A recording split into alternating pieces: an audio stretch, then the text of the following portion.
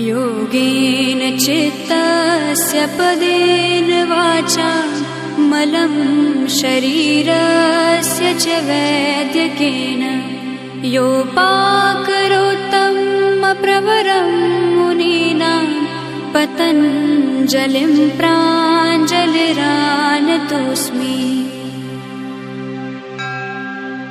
योगेन चित्तस्य पदेन वाचा मलं शरीरस्य च वैद्यकेन योपाकरोत्तमप्रवरं मुनीनां पतञ्जलिं प्राञ्जलिरानतोऽस्मि।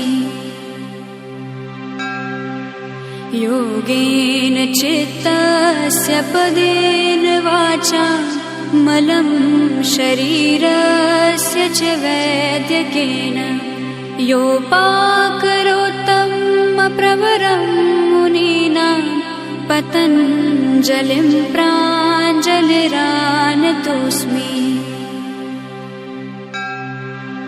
योगेन चित्तस्य पदेन वाचा